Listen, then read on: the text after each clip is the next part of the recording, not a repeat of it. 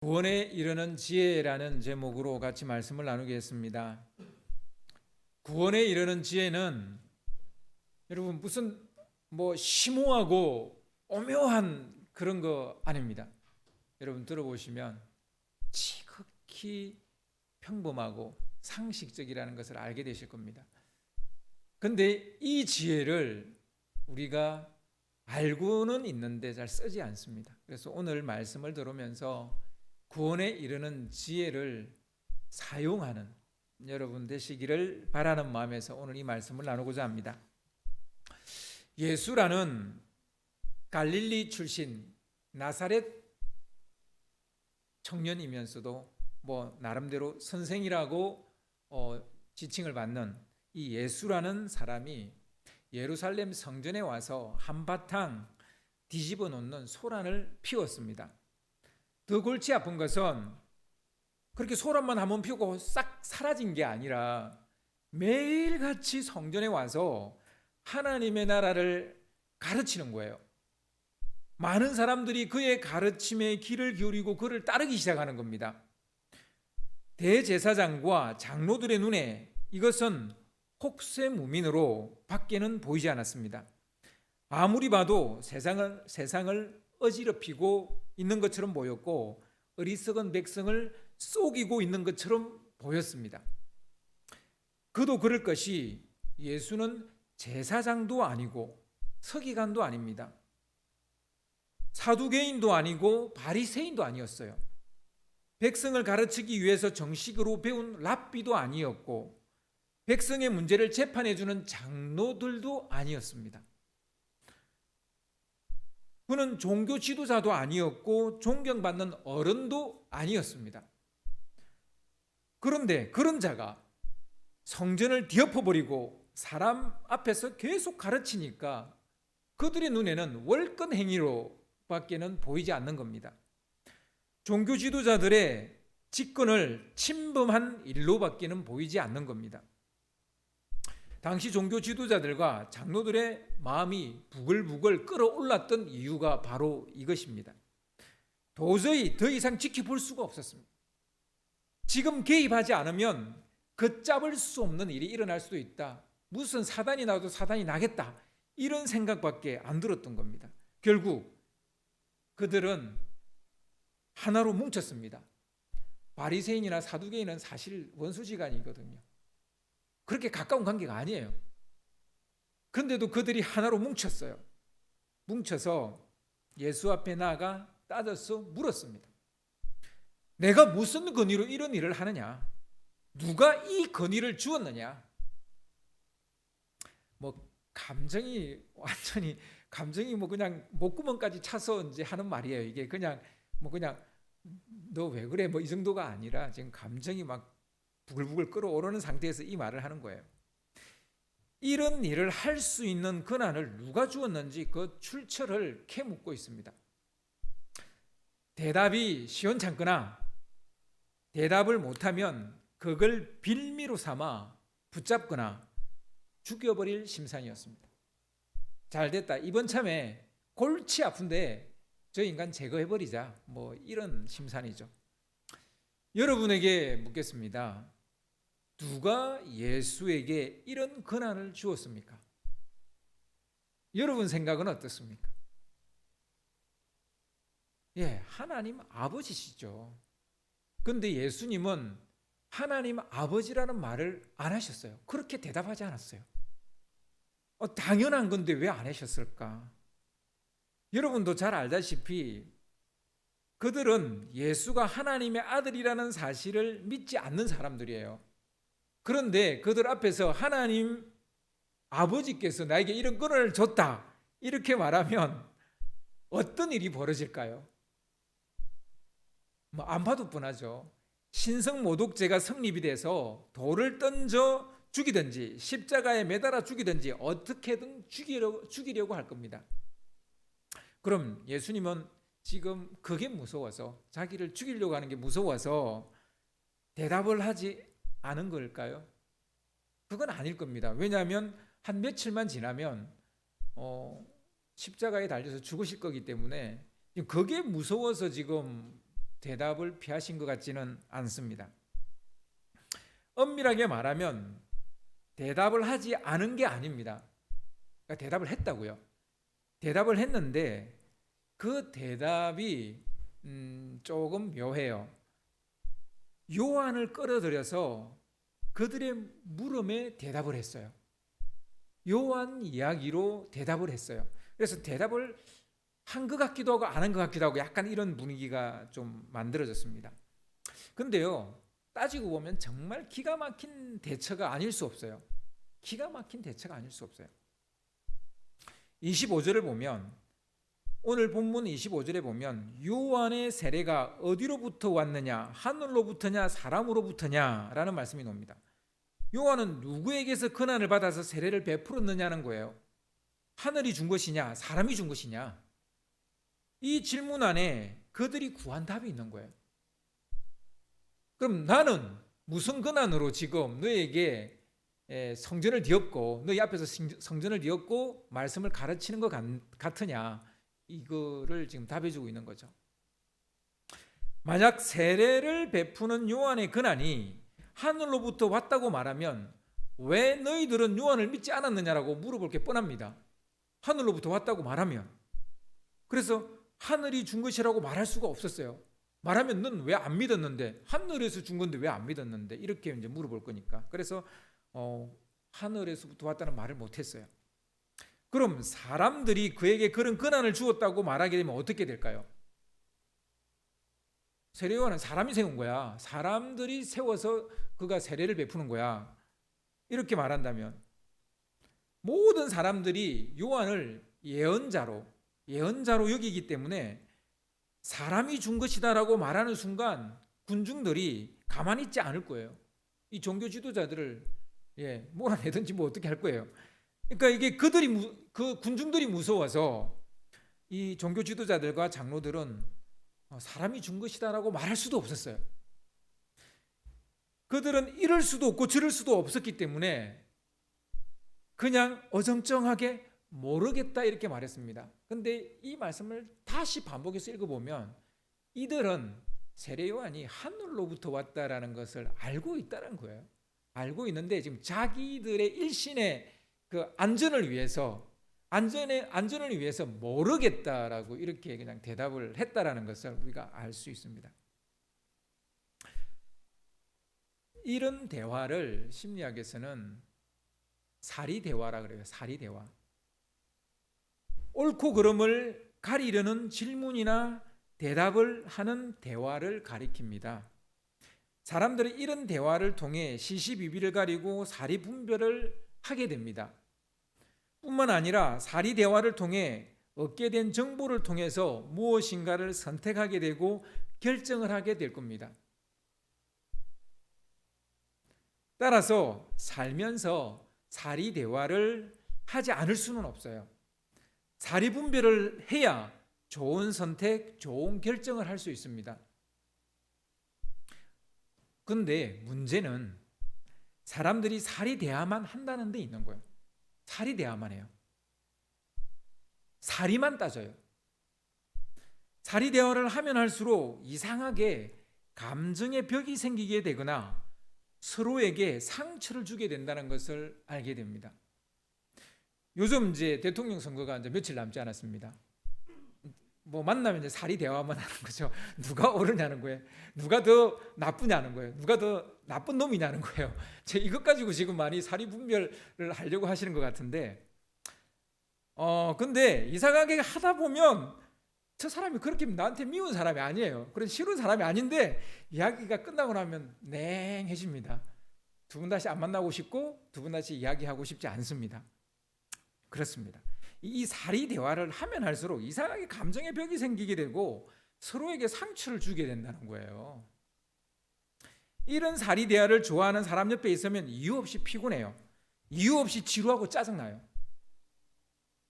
틀린 말을 하는 것은 아닌데 별로 듣고 싶지 않아요. 옆에 있고 싶지도 않아요. 속으로 그래 너 잘났다 이런 생각만 드는 거예요. 니나 잘하세요 뭐 이런 생각만 드는 거예요. 그래서 여러분 혹시 대화를 하다가 니 잘났다 이런 생각이 들면 우리 지금 사리 대화를 하고 있구나 이렇게 생각하시면 되는 거예요. 만약 이런 사리 대화를 하는 부부라면 틀림없이 이런 말을 하게 돼 있습니다. 우리는 말이 안 통해요. 우리 부부는 말이 안 통해요. 그리고 말만 하면 우리는 싸워요. 이런 부부 굉장히 많아요. 그래서 아예 부부인데 말을 안 해요. 뭐 말이 안 통하니까 말을 안 하는 거예요. 그리고 이제 그냥 아예 각방 쓰는 거예요. 부모와 자식 사이도 이런 사리 대화가 판을 치고 있어요. 지적질하고 가르치려 들고 고치려는 말을 해서 사람을 바꾸지 못해요. 그런데도 계속 그래요. 그런데 자식을 바꾸지 못해요. 지적질하고 가르치려고 들고 고치려고 해서 단 하나도 바꿀 수 없어요. 사람은 논리나 설득으로 상대를 바꿀 수 없습니다. 지금요, 여러분 뭐 이미 거의 여러분 결정하셨죠? 누구 뽑을지. 근데 지금 가서 막 내가 막 있는 말 없는 말 정말 논리적이고 설득력을 한다고 해서 그 사람 마음 바꿀까요? 안 바꿉니다. 그래서 지금 저 대통령 후보들이 한편으로는 참 안타까워요. 별로 바꾸지 않을 텐데 저렇게 열심히 뛰어다니시니까 굉장히 참 안타까워요. 안 바꿀 겁니다. 제가 볼 때는. 사람은 자기의 마음과 감정을 알아주는 사람의 말을 듣고 싶어 합니다. 그런 사람 옆에 있고 싶어 합니다. 그런데 내 남편이 나를 알아주는 얘기를 하지 않고 자꾸 사리에 맞는 얘기만 하는 거예요. 그러니까 짜증이 나죠. 있고 싶지 않죠. 각방 써 이렇게 되는 거예요. 여러분 다시 합방하고 싶으면 상대의 마음, 상대가 듣고 싶은 말을 해주고 상대의 마음을 알아주는 말을 해야 돼요. 예, 고개 끄덕하시는 분들 인정하시나 보죠? 예, 그렇습니다. 실제가 그렇습니다. 사람은 자기 마음과 감정을 이해해주는 사람 앞에서 자기 마음과 감정을 마주해요. 자기가 잘못했던 거 알아요. 그런데 안 고치는 이유는 자기 마음과 감정과 마주하지 않기 때문에. 왜 마주하지 않습니까? 자기 마음을 누군가가 이해해주지 않기 때문에, 들어주지 않기 때문에, 자기 말을 들어주지 않기 때문에. 누군가가 나를 이해해주고 내 말을 받아주고 들어줄 때 내가 내 마음과 감정과 마주하게 되기 때문에 그때 변화가 일어나는 거예요. 그때. 따라서 우리는 사리 대화를 넘어, 뭐 사리 대화를 하지 말라는 얘기는 아니에요. 뭐 살면서 어떻게 안 할 수 있겠어요. 근데 사리 대화를 넘어 심정 대화로 나아가야 된다는 거예요. 심정 대화.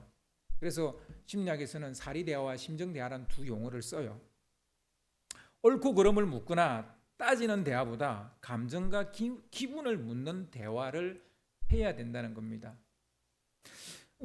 저희 아들 시온이가 다시 민통선으로 이렇게 파견을 가서 그 처음에 했던 영상 감시병을 또 하게 됐어요. 그래서 흔히 군대 용어로 더럽게 꼬인 거죠 또.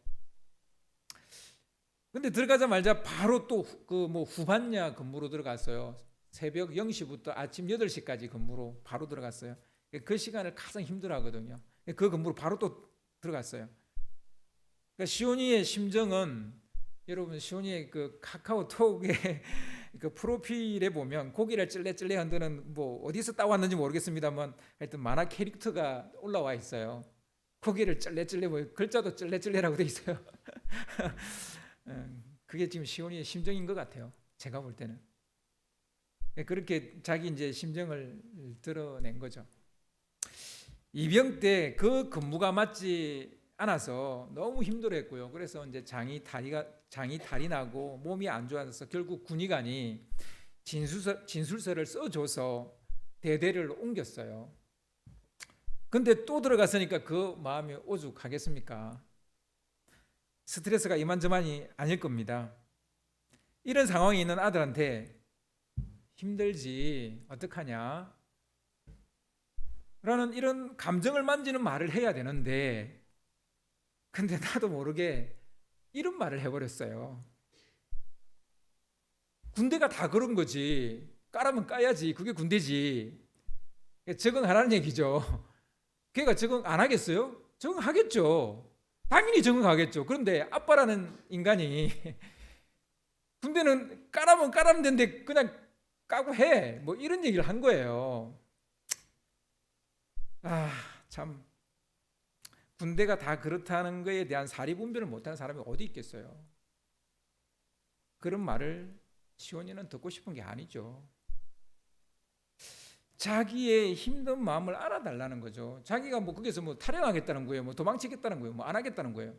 하겠죠. 근데 자기가 힘들다는 걸 알아달라는 거죠. 저를 포함해서 우리 모두 이런 심정 대화를 잘 하지 못하는 것 같아요. 여러분 잘 하십니까? 그냥 자꾸 사리 대화를 해요.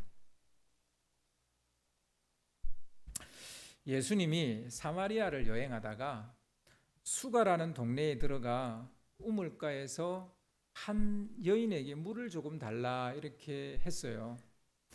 수가 성여인은 단박에 거절했습니다. 이유는 당신은 유대인이고 당신은 남자라는 이유 때문입니다. 당시 유대인들은 사마리아인들을 갈라치기 했고 여자들을 갈라치기 했기 때문에 어떻게 보면 자업자득이기도 하죠. 그러자 예수님은 하나님의 선물과 물을 달라는 이가 누구인 줄 알았더라면 너는 내게 물을 달라 했을 것이다 라는 말을 합니다. 지금 꺼져가는 사리 대화를 약간 다시 그 대화의 불씨를 다시 지피기 위해서 이런 말씀을 하신 것 같아요.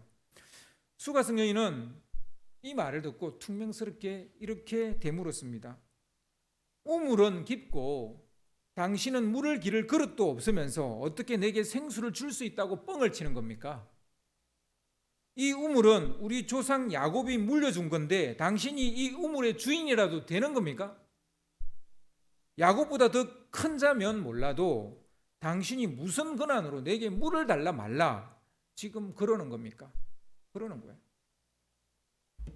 여인의 논리가 대단하지 않습니까? 아무리 눈을 씻고 봐도 틀린 말이 없어요. 이쯤 되면 예수님은 두 손 두 발 들어야 되는 거죠. 그리고 물러서야 됩니다. 예수님은 논리 싸움에서 완전히 졌어요.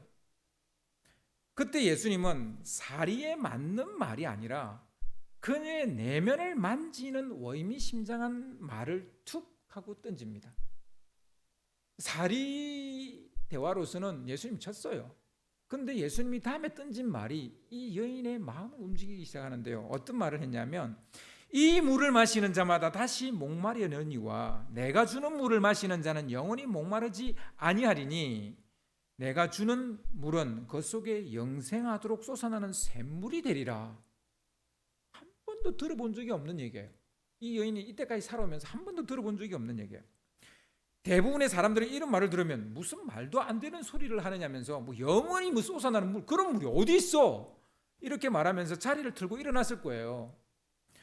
하지만 이 여인에게 예수님의 이 말은 이 여인의 영혼을 뒤흔드는 천둥 소리와 같이 들렸어요. 왜냐하면 이 여인 안에는 채워지지 않는 목마름이 있었기 때문이에요.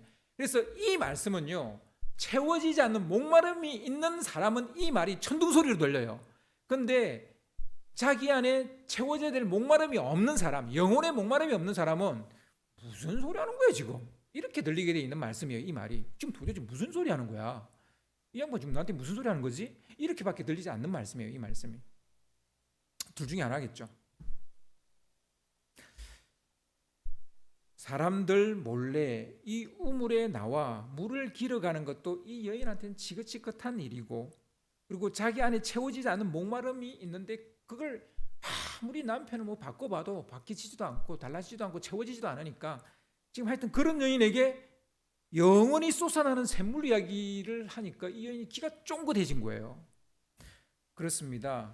이 여인에게는 아픈 사연이 있다는 거예요. 사연이 있는 여인인 거예요. 할 수만 있다면 이 우물에 나와 물을 길러가고 싶지 않은 숨은 사연이 있는 여인인 거예요. 예수님은 여기서 사리 대화를 심정 대화로 살짝 바꾸어 버렸다는 것을 여러분 눈치를 채셔야 돼요. 지금 이 말은 지금 영적인 말을 하는 것 같긴 하지만 사실은 이 여인의 마음을 지금 헤아리고 있는 이야기입니다. 너 목마름 있지? 채워지지 않는 목마름 너한테 있지. 네가 그거 나한테 달라면 나는 너한테 그 물을 줄 수 있는데 라고 말하고 있는 거예요. 그렇게 철벽같이 닫혀있던 여인의 마음이 조금 열리기 시작합니다. 마음이 아프거나 감정이 상한 사람이 아니라면 예수님의 이런 말은 헛소리로밖에 들리지 않을 거예요. 그런데 이 여인에게는 아픔이 있었고 상처가 있었죠. 여자는 무슨 선지자라도 만난 것처럼 예수님에게 그런 물이 있다면 내게 주사 목마르지도 않고 또 여기 물 기르러 오지도 않게 해주십시오라고 이때까지는 계속 시큰둥하게 대답했고 그리고 거절하는 대답을 했는데 갑자기 그 물을 내게도 줄 수 있으면 달라 이렇게 여인이 바뀌어버려요. 무엇 때문입니까? 이 여인의 내면을 만졌기 때문에 심정 대화를 했기 때문이에요. 그러자 주님은 내친 김에 좀 더 독한 얘기를 합니다. 내 남편을 불러오라. 정말 생뚱맞은 소리죠. 갑자기 남편은 왜? 이건 아무리 봐도 선을 넘는 말처럼 들리지 않습니까? 지금 갑자기 남편을 뭐 작업 들어오는 겁니까? 뭡니까? 갑자기 그 남자가 있나 없나 지금 살피려고 하는 건지 뭔지 뭐 작업 들어오는 것처럼 보이지 않습니까? 그러자 여인은 실망한 듯이 남자놈들은 하나같이 다 이 모양이네 뭐 이런 생각을 하면서 쌩까듯이 말합니다. 나는 남편 같은 거 키우지 않습니다. 뭐 이런 얘기를 해요. 나는 남편 같은 거 없어. 예수님은 다 알고 있다는 듯이 고개를 끄덕이면서 말합니다. 내가 남편이 없다는 말이 옳다. 사실 이 말은 옳은 건 아닙니다. 남편이 있어요. 분명히 지금 현재 있습니다. 그런데 내 남편이 없다는 말이 옳다. 너에게 남편이 5이 있었고 지금 있는 자도 내 남편이 아니니 내 말이 참되도다. 지금 이게 사리에 관한 얘기가 아닌 거예요. 이 여인의 심정에 관한 얘기예요. 남편을 5번 바꿔서 6번째 남편하고 살고 있는데 이것도 남편 같지 않다는 거예요. 그 말에 동의를 하고 있다는 거예요. 예수님. 지금 그 인간도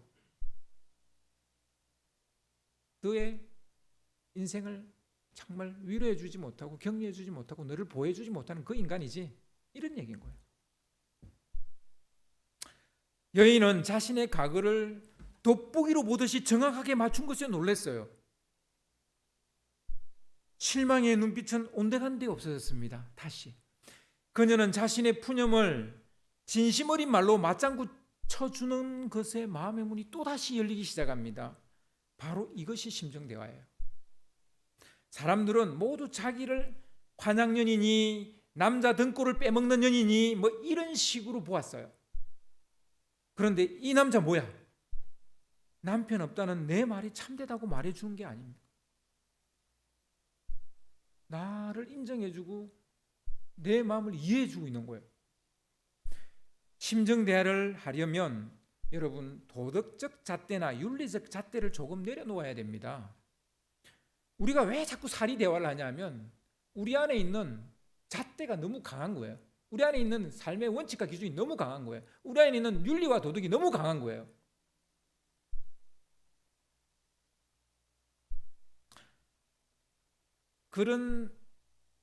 그런 사람은 심정 대화할 수 없어요. 사리 대화만 해요. 그래서 이런 사람은 친구가 안 생깁니다.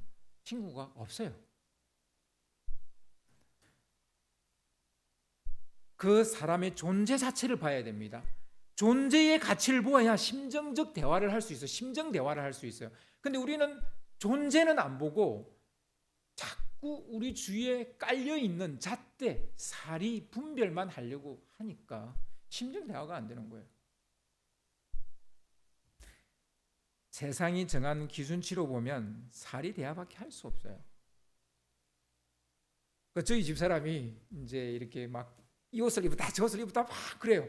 근데 저는 빨리 나가고 싶은데 이 옷을 입었다 저 옷을 입었다 자꾸 그래요. 그러면서 이것이 나한테 맞냐고 물어봐요. 그러면 이 멍청한 남편이 좀 그 마음을 읽어야 되는데 뭐 자꾸 그렇게 옷을 갈아입기만 하냐고 뭐 이렇게 이야기를 해버리는 거예요. 여러분, 사리 대화가 문제예요. 이 대화가 필요 없는 건 아닌데 이게 문제예요. 그러나 이 여인은 그런 세상 기준에 너무 오랫동안 길들여져 있었기 때문에 이후로도 계속 사리 대화를 해요. 계속 이 여인은 계속 사리 대화로 이어가요. 아무리 다시 생각해봐도 이 사람이 선지자가 아니고서야 어찌 자기 인생과 심리를 이렇게 꿰뚫어 볼 수 있단 말인가, 뭐 이런 생각을 했겠죠. 그래서 선지자라고 생각하는 순간 이 여인은 자기 안에 있는 물음들이 막 봇물 터지듯이 터져 나오기 시작합니다. 사마리아와 예루살렘 중에서 어디가 하나님이 원하는 예배의 처소인지를 물어봅니다. 이 왜 물어봤어요? 이것도 지금 사리의 질문 같지만 사실은 사리의 질문이 아니에요. 이 여인은 하나님을 만나고 싶은 거예요. 하나님을 지금 만나고 싶은 거예요. 그래서 어디가 더 진짜 예배 처소인지를 알면 거기에 가서 예배 드려서 하나님을 만나고 싶다는 얘기를 하는 것이지, 진짜 사마리아와 예루살렘 중에서 어디가 진짜 예배 처소냐를 묻는 게 아니란 말이에요. 이 여인이 그게 관심 있는 게 지금 아니란 말이에요. 하나님을 만나고 싶다는 얘기예요. 비록 자기 인생이 괴물처럼 보내버렸지만 하나님을 만나면 자신의 인생이 새로워질 것이라는 믿음과 소망이 한가닥 있었던 거예요. 그래서 어디가 진짜 하나님의 예배 처소인지 알고 싶은 거예요. 주님은 그녀의 사리 질문 뒤에 숨어있는 인생의 고달픔과 영혼의 목마름을 아시고 영혼의 대화로 이것을 풀어가십니다. 결국 수가성 여인은 자기 안에 꽁꽁 숨겨두었던 메시아를 기다리고 있다는 마음을 자기도 모르게 털어놔 버렸어요. 메시아가 오시면 이 모든 것을 알게 할 건데요, 내가 바로 그 메시아다. 예수님 그렇게 얘기해 보시는 거예요. 그 말씀을 듣는 순간, 내가 바로 그라 라는 말씀을 듣는 순간 그녀의 망가진 삶에 구원의 빛이 비추어진 것입니다. 구원에 이르는 길은 사리 질문과 대화로 안 됩니다. 심정 대화를 해야 마음을 열게 됩니다. 마음이 열려야 영혼의 물음과 대화를 할 수 있게 되는 거예요. 구원은 지적 물음과 지적 대화로 얻을 수 있는 것이 아닙니다. 물론 지적 이해가 필요 없다는 말이 아니에요. 그것으로 충분하지 않다는 얘기를 제가 하는 거예요. 심정 대화를 통해 우리의 정서와 감정이 예수님을 받아들일 수 있어야 됩니다. 영혼의 대화를 통해 우리 안에 내재되어 있는 영혼의 목마름이 봇물 터지듯이 터져 나와야만 우리가 구원에 이르게 되는 거예요. 오늘 말씀이 우리에게 던지는 구원에 이르는 첫 번째 지혜는 심정 대화와 영혼의 대화입니다. 여러분은 심정 대화와 영혼의 대화를 하고 계십니까? 하나님의 선물과 물을 달라는 이가 누구인지 머리로 이해한다고 해서 구원을 얻는 게 아니에요. 그것은 어디까지나 선결 조건일 뿐입니다. 결국 우리 마음이 열려야 하고 우리 영혼이 열려야 합니다. 그러기 위해서는 굳게 닫혀있는 우리의 마음을 열 수 있는 심정 대화를 해야 되는 겁니다. 그리고 우리 영혼이 열리기 위해서 죽어버린 우리 영혼을 깨우는 영혼의 대화를 해야 되는 것입니다. 이것이 구원에 이르는 지혜입니다. 구원에 이르는 두 번째 지혜는 들키는 겁니다. 들키는 것. 대제사장과 장로들은 자기들의 마음이 들키는 것을 두려워해서 연막을 쳐요. 연막탄을 쐈어요. 예수님의 질문에 모르겠다고 말해버리는 거예요. 자신의 생각과 마음이 주님께 들켜야만 주님이 만져주실 수 있는데 그것을 들키지 않는 거예요. 숨겨두는 거예요. 사마리아 수가성 여인도 처음 얼마 동안 어느 정도 자신의 마음을 들키지 않으려고 연막을 쳤어요. 그러나 결국 여인은 자신의 내밀한 가글을 내놓았습니다. 들켜버렸습니다. 그리고 들켰습니다. 사실 누구나 그렇습니다. 우리는 연막치기 도사입니다. 저를 포함해서 여러분 다 연막치기 도사예요. 사람은 누구나 가면을 가지고 있고요. 필요하다 싶으면 도사처럼 그 가면 뒤에 자기를 숨깁니다. 연극 용어로 이것을 페르소나라고 그렇게 이야기하죠. 심리학에서는 이런 가면을 마스크라 그러지 않고요. 임포스트라 그래요. 임포스트. 이런 알랑말랑하는 가면, 벗었다가 가렸다 하기가 쉬운 가면, 이런 걸 임포스트라 그래요. 임포스트. 임포스트가 없는 사람은 없어요. 하지만 때로는 그것을 벗고 덜켜야만 건강한 삶을 살 수 있습니다. 이것을 계속 쓰고 있으면 병들게 됩니다. 그 뒤에 자기를 숨겼기 때문에 병들게 됩니다. 자신의 연약한 모습, 약점, 부족한 점 들킬 때 사람은 이렇게 가면을 벗고 변화의 첫걸음을 내딛게 돼요. 이런 것을 들키지 않으려고 하는 사람은 변화가 일어나지 않습니다. 임포스트 상태로는 절대로 변화가 일어나지 않습니다. 들키는 것에 대해서 예수님은 하나의 예화를 들어서 설명을 하시는데요. 대제사장과 장로들이 임포스트를 벗고 나올 마지막 기회를 주신 것과 똑같아요. 한 아버지에게 두 아들이 있었는데요. 아버지가 큰아들에게 오늘 포도원에 가서 일을 하라고 했습니다. 그래서 큰아들이 예 가겠습니다 그래 놓고 안 갔어요. 그리고 아버지는 그날 또 작은 아들한테도 너도 포도원에 가서 일 좀 해라 그랬는데 작은 아들은 가기 싫어요. 안 갈 거예요. 난 가기 싫습니다. 이렇게 이야기했는데 둘째 아들은 도중에 뉘우쳐가지고 포도원에 가서 일을 했어요. 예수님은 이 예화를 이야기하시고 대제사장과 장로들에게 물었어요. 이 둘 중에 누가 아버지의 뜻대로 하였다고 봅니까? 그러자 그들은 작은 아들이라고 일구동성으로 대답을 합니다. 예수님은 이 대답을 듣고 그들에게 이런 말씀을 덧붙여 하셨어요. 내가 진실로 너에게 이르노니 세리들과 장녀들이 너희보다 먼저 하나님 나라에 들어가리라. 갑자기 세리와 장녀 얘기는 그 이유에 대해서 이어서 예수님이 말씀하시는데요. 요한이 너희의 도로 너희에게 왔을 때 너희는 그를 믿지 않았지만 세리와 장녀는 믿었기 때문이다 라고 말씀하십니다. 그들은 믿지도 않았고 끝까지 뉘우치지도 않았다는 거예요. 자신을 숨기고 들키지 않는 자는 뉘우칠 수 없습니다. 세리와 장녀는 자신이 얼마나 많은 죄를 지었는지를 인정을 했고 그 자신이 죄인이라는 것을 숨기지 않고 드러냈어요. 자신의 죄를 드러냈다는 말입니다. 그렇게 할 때 뉘우칠 수 있는 거예요. 우리는 들키는 기술을 배워야 됩니다. 그런데 많은 사람들은 들키지 않는 기술만 터득을 해요. 우리 자녀들은 부모님한테 들키지 않는 기술을 터득을 합니다. 어떻게든지 핸드폰 보다가 부모님 발자국 소리만 들으면 빨리 끄죠. 예, 노트북에 뭘 보는지 모르겠지만 보다가 뭘 보는지 다 알죠, 그죠? 뭘 보다가 들키지 않는 기술을 배워요, 우리 자녀들이. 안타까운 일이에요. 들키는 기술을 배워야 돼요. 부모님한테 들키는 기술. 여러분, 남자 청소년 아이들이 그런 거 보는 거 당연해요. 그 부모님한테 들켜야 돼요. 그래야 부모님이 아이고 우리 아들 이만큼 컸구나. 그래 밤에 몽정은 좀 하냐? 이렇게 물어봐야죠. 들켜야 돼요. 그래야 성교육이 돼요. 근데 안 들키려고 그래요.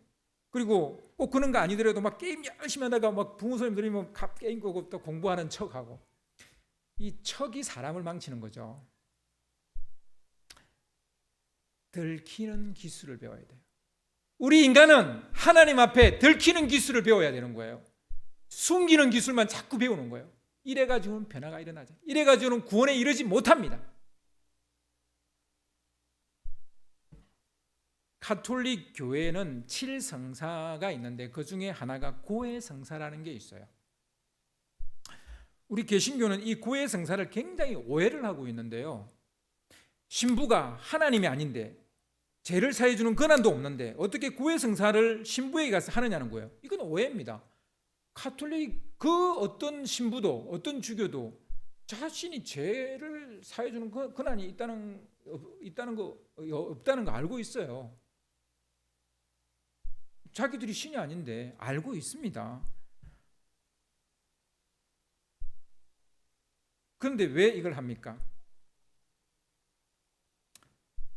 성도들이 고해 성사를 통해서 자신의 죄와 실수와 잘못을 들키도록 기회를 줘야 돼요. 기회를 줘야 돼요. 중요한 것은 사람들로 하여금 자신의 죄를 들킬 수 있는 기회를 줘야 된다는 거예요. 좋은 관계는 자신의 잘못이나 죄를 들키지 않는 관계가 아니에요. 좋은 관계는, 건강한 관계는 자신의 실수와 약점과 죄를 이렇게 들켜야 되는 관계예요. 언제라도 자신의 잘못과 죄를 말할 수 있는 관계가 건강한 관계이고 좋은 관계예요. 부부 사이도 마찬가지예요. 부모와 자식 관계도 마찬가지예요. 누가 건강한 심리와 영혼을 가졌습니까? 자신의 약점과 부족한 점을 서스럼 없이 이야기할 수 있는 사람입니다. 목사인 제게 와서 자신의 부족한 점과 실수와 잘못을 이야기하시는 성도님들이 있어요. 저는 그분이 가장 건강한 성도라고 저는 봅니다. 생긴 목사님한테 와서 요만큼의 어떤 자기의 내면을 드러내 보이지 않는 성도, 저는 위험한 성도라고 봅니다. 그 사람에게는 구원에 이르는 지혜가 없다고 봅니다. 여러분, 목사한테 와서 자신의 죄를 이야기 못한다면 누구한테 가서 할 건데요?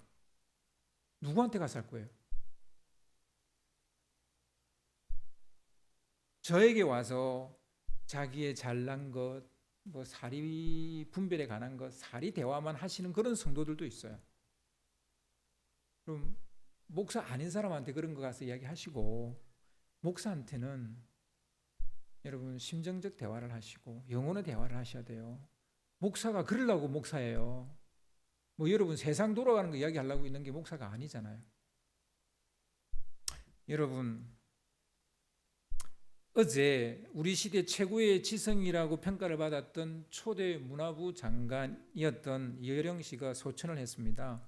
이 사람이 그 딸로 인해서 이제 크리스찬이 됐는데요. 이 사람이 진짜 크리스찬이었다는 증거는 그의 생전의 고백이고 또한 마지막 고백에서 그 증거가 드러났다고 저는 봅니다. 그는 이어령의 마지막 수업에서 이런 말을 남겼어요. 존경은 받았으나 사랑은 못 받았다.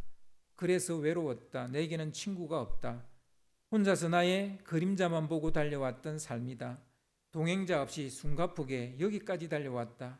들으는 동행자가 있다고 생각했지만 나중에 보니 경쟁자였다. 나는 실패한 인생을 살았다. 이어령 씨는 자기는 실패한 인생이었다라고 말했어요.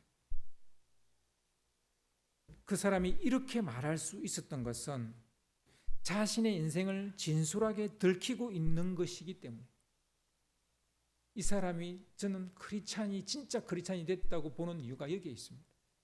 자신을 그대로 들켰다는 거예요. 이런 자발적 들킴을 우리는 자백 혹은 고백이라고 말합니다. 자발적 들킴은 구원에 이르는 지혜임에 틀림이 없습니다. 여러분, 말씀을 정리하려고 합니다. 구원에 이르는 첫 번째 지혜는 사리 대화를 넘어 심정 대화와 영혼의 대화를 반드시 배우셔야 되고 하셔야 됩니다. 구원에 이르는 두 번째 지혜는 숨기지 말고 들키는 법을 배워야 되고, 그리고 실제로 들켜야만 됩니다. 이것은 구원에 이르는 지혜뿐만 아니라 여러분 삶을 행복하게 사는 지혜이기도 해요. 여러분, 이 두 가지 지혜를 가지고 사는 여러분 되시기를 주님의 이름으로 축원합니다.